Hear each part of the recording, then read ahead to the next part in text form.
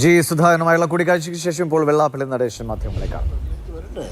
അപ്പോൾ നമുക്ക് അഭിപ്രായം പറയാം. ഇപ്പോൾ ഒരു സ്ഥലവും മാത്രം കണ്ടിട്ടില്ല അഭിപ്രായം പറയേണ്ടത്, എല്ലായിടത്തും വരട്ടെ. അദ്ദേഹം പിന്തുണ തേടിയില്ലേ? അദ്ദേഹം അല്ലൊന്നും പറഞ്ഞില്ല, പിന്തുണ ഒന്നും തേടിയില്ല. വഹിച്ച് പറഞ്ഞ് എൻ്റെ കാല് ഇങ്ങനെ ഇരിക്കുകയാണ്, അപ്പം എനിക്ക് നല്ല സുഖം, ഇങ്ങോട്ടൊന്നും പറയണ്ട, ഞാനിങ്ങനെ ഒരു നിൽക്കാൻ പോവുകയാണ്, ഇങ്ങോട്ടൊന്നും പറയണ്ട, സുഖമില്ലല്ലോ എന്ന് പറഞ്ഞ് ഞാൻ ഭാര്യ ഒന്ന് കാണണമെന്ന് പറഞ്ഞു. ഭാര്യയെ കൊണ്ട് ബാത്റൂമിൽ കയറി ലഭിക്കുന്ന UDFന്റെ പിന്തുണ അങ്ങ് നേരത്തെയും പറഞ്ഞു ആത്മഹത്യാപരമാണെന്ന്. അതേ നിലപാടിൽ ഉറച്ചു നിൽക്കുകയാണ്. അമ്പലപ്പുഴയിലെ കോൺഗ്രസ്സുകാരും ജിസ്താരും ചതിക്കുമോ? ഞാൻ അദ്ദേഹത്തിന് ആരുടെ പിന്തുണയുണ്ടെന്ന് നമുക്ക് അറിയില്ലല്ലോ. ഇപ്പം അദ്ദേഹം സ്വതന്ത്രനായിട്ട് നിൽക്കാൻ പോകുന്നതല്ലേ അറിയുന്നത്. ആരുടെയും പിന്തുണ അദ്ദേഹം തന്നാൽ സ്വീകരിക്കും, ആരുടെയും പിന്തുണയ്ക്ക് വേണ്ടി പോകുകയല്ല എന്നാണ് നമ്മൾ മനസ്സിലാക്കിയിരിക്കുന്നത്. അമ്പലപ്പുഴയിലെ മത്സരത്തെ എങ്ങനെ കാണുന്നു? ജി സുധാകരന്റെ വിജയ സാധ്യത എത്രത്തോളം ഉണ്ട്? പ്രത്യേകിച്ച് സിപിഎമ്മിന്റെ അടിത്തറയുള്ള ഒരു മണ്ഡലമാണ്. അല്ല, അതിപ്പോൾ സ്ഥാനാർത്ഥി നിർണ്ണയിച്ച് ആരുടെ എല്ലാം പിന്തുണ വരുന്നു എന്നുള്ളതൊക്കെ കണക്കാക്കിയിട്ടല്ലേ പറയുന്നത്. ആരുടെയും ഒരു പിന്തുണയില്ലാതെ ഒരു ഒറ്റയ്ക്ക് നിൽക്കുന്നാൽ എങ്ങനെ ഇരിക്കും, ആരെങ്കിലും പിന്തുണച്ചാൽ എങ്ങനെ ഇരിക്കും, ഇതെല്ലാം കൂടെ കണക്കാക്കണ്ടേ. സുധാകരൻ അമ്പലപ്പുഴയിൽ ഒരു എക്സ് ഫാക്ടറാണ്. കാരണം സാധാരണ LDF UDF മത്സരമാണ് നടക്കല്. പക്ഷെ സുധാകരനെ പോലൊരു നേതാവ് വരുമ്പോൾ അത് അവിടെ ഒരു എക്സ് ഫാക്ടറായിട്ട് മാറുകയില്ലേ? അല്ല, സുധാകരന് എന്ന് പറഞ്ഞാൽ ഒരു ജനകീയനാണ്. അദ്ദേഹത്തിന് കുറേ ജനപിന്തുണ ഉണ്ടായിരുന്ന ഒരാളാണ് അദ്ദേഹം.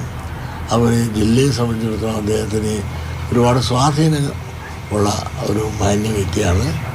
ഭരണത്തിൽ ഒരു സത്യസന്ധനായ ഒരു മന്ത്രിയാണെന്ന് ചരിത്രം തെളിയിക്കുകയും കേരളത്തെ ബോധ്യപ്പെടുത്തുകയും ചെയ്തിട്ടുള്ള മന്ത്രിയാണ്. ഭരണത്തിൽ അദ്ദേഹം മിടുക്കനാണെന്ന് തെളിയിച്ചു കഴിഞ്ഞ കാര്യമാണ്. ഇതെല്ലാം കിട്ടുകയും കൊടുക്കുകയും ഭരിക്കുകയൊക്കെ ചെയ്യുന്നതെല്ലാം പാർട്ടിയുടെ അടിസ്ഥാനത്തിലാണല്ലോ. പാർട്ടി കൊടുത്തുകൊണ്ടാണ് ഇതെല്ലാം ചെയ്യാനെത്തത്. അതുകൊണ്ട് ഇതിനെപ്പറ്റി കൂടുതൽ നിങ്ങൾ ചർവിതം ചെയ്യാൻ ഇപ്പോൾ നോക്കണ്ട. എനിക്ക് തൊണ്ടയ്ക്കും വയ്യ, കുളിച്ചിട്ടില്ല, ഒന്നും വയ്യ എനിക്ക്. ഒറ്റ കാര്യം കൂടെ, ഈ അമ്പലപ്പുഴയ്ക്ക് പുറത്തേക്ക് CPM ഏതെങ്കിലും തരത്തിൽ ഈ ജി സുധാകരന്റെ സ്വതന്ത്ര സ്ഥാനാർത്ഥിത്വം അല്ലെങ്കിൽ CPM വിട്ടത് അത് ഏതെങ്കിലും തരത്തിൽ CPM തിരിച്ചടിയാവോ അമ്പലപ്പുഴയ്ക്ക് പുറത്തേക്ക്? അതെനിക്ക് പ്രതീക്ഷയില്ല. അമ്പലപ്പുഴയ്ക്ക് പുറത്തേക്ക് അതിൻ്റെ പേരിൽ പ്രചരണത്തിന് പ്രയോജനപ്പെടുന്നു എന്നുള്ളതിൽ കഴിഞ്ഞിട്ട് അദ്ദേഹത്തിൻ്റെ സ്വാധീനം ഈ ആലപ്പുഴ ജില്ലയിലുണ്ട്. CPM-നെ ബാധിക്കുമല്ലേ? CPM ബാധിക്കുമോ ഇല്ലെന്ന് നമുക്ക് കാത്തിരുന്ന് കാണാം.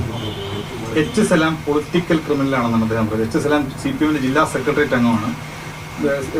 ഒരു നിലവിൽ സ്ഥാനത്ത് മുസ്ലിം വിഭാഗത്തിൽ പ്രതിനിധിക്കുന്ന ആളാണ്. അദ്ദേഹം പൊളിറ്റിക്കൽ ക്രിമിനലാണെന്നാണ് ഇതാണ് പറയുന്നത്. അങ്ങനെയൊക്കെ ഒരു പറയുന്നത് വാവിട്ട വാക്കാണോ? ജാഗ്രത വേണം കുറച്ചുകൂടെ വാക്കുകൾക്ക്. അതൊക്കെ ഓരോരുത്തർക്കും ഓരോ രീതിയിലുള്ള ഭാഷ കാണുമല്ലോ. എൻ്റെ ഒരു ഭാഷ എന്നാണ്, അത് പലർക്കും ഇഷ്ടമായില്ലെന്ന് വരും. വേറുള്ളവരുടെ ഭാഷ നല്ല സൗമ്യമായി പറയുന്ന ഭാഷ കാണും. അത് അദ്ദേഹത്തിൻ്റെ അഭിപ്രായം അദ്ദേഹം പറയുന്നു. അത് ശരിയോ തെറ്റോ എന്നുള്ളത് കേൾക്കണൊരു വിലയിരുത്തണം.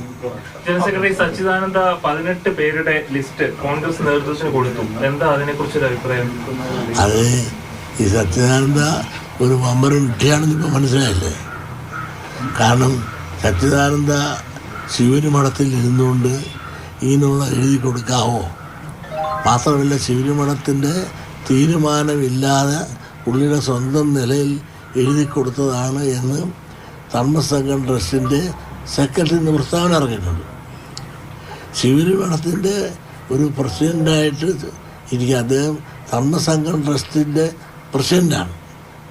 ആ കസേരയിലിരിക്കാൻ ഇന്നിപ്പോൾ ഈ സ്വാമിക്ക് യാതൊരു യോഗ്യതയില്ല.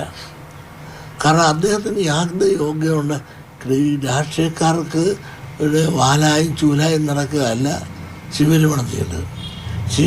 ശിവരിമഠത്തിൻ്റെ ധർമ്മമുണ്ട്. ആ ധർമ്മമാണോ ചെയ്തത്? ഈ സ്വാമി ചെയ്തത് ധർമ്മസംഘം ട്രസ്റ്റിൻ്റെ പ്രസിഡൻ്റാണ്. അവിടുത്തെ മഠാധിപതിയൊന്നുമില്ല. മഠാധിപതിയൊക്കെ ഇപ്പോൾ ഇല്ലപ്പാ. ധർമ്മസംഘം ട്രസ്റ്റിൻ്റെ പ്രസിഡൻ്റാണ്. ആ പ്രസിഡൻ്റ് ഒരു അഭിപ്രായം പറയണമെങ്കിൽ ട്രസ്റ്റ് കൂടി തീരുമാനിക്കണം. ആ ട്രസ്റ്റിൻ്റെ തീരുമാനം ഇല്ലാതെ അദ്ദേഹം സ്വന്തം നിലയിൽ ശിവരി മഠത്തിൻ്റെ ലെറ്റർ കെട്ടിൽ 18 പേരുടെ പേരായി എഴുതി കൊടുത്തിരിക്കുന്നു. ഇദ്ദേഹം ആരാണപ്പോൾ ഇത് എഴുതി കൊടുക്കാൻ? ഈ സ്വാമിമാരും അദ്ദേഹം സ്വാമിയാണ്, അവർ ആസാമിയല്ലേ. ഇദ്ദേഹത്തിന് ഇത് എഴുതി കൊടുക്കാൻ എന്ത് അധികാരം? ഇദ്ദേഹം പറഞ്ഞാൽ കേരളത്തിൽ ആര് ഇദ്ദേഹം പറഞ്ഞത് വോട്ട് ചെയ്യും.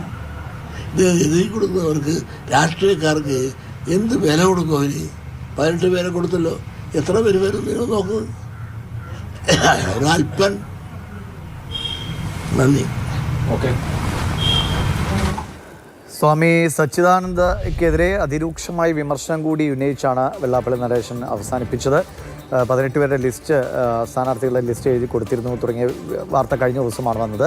ആ സ്ഥാനത്തിരുന്നുകൊണ്ട് ചെയ്യേണ്ട പ്രവൃത്തിയല്ല സ്വാമി ചെയ്തത് എന്ന വളരെ രൂക്ഷമായ വിമർശനമാണ്. ഒപ്പം ജി സുധാകരനുമായിട്ടുള്ള വിഷയത്തിൽ കൂടുതലൊന്നും സംസാരിച്ചില്ല. രണ്ടുപേർക്കും വെള്ളാപ്പള്ളി നടേശൻ സുഖമില്ലാതിരിക്കുകയാണ്.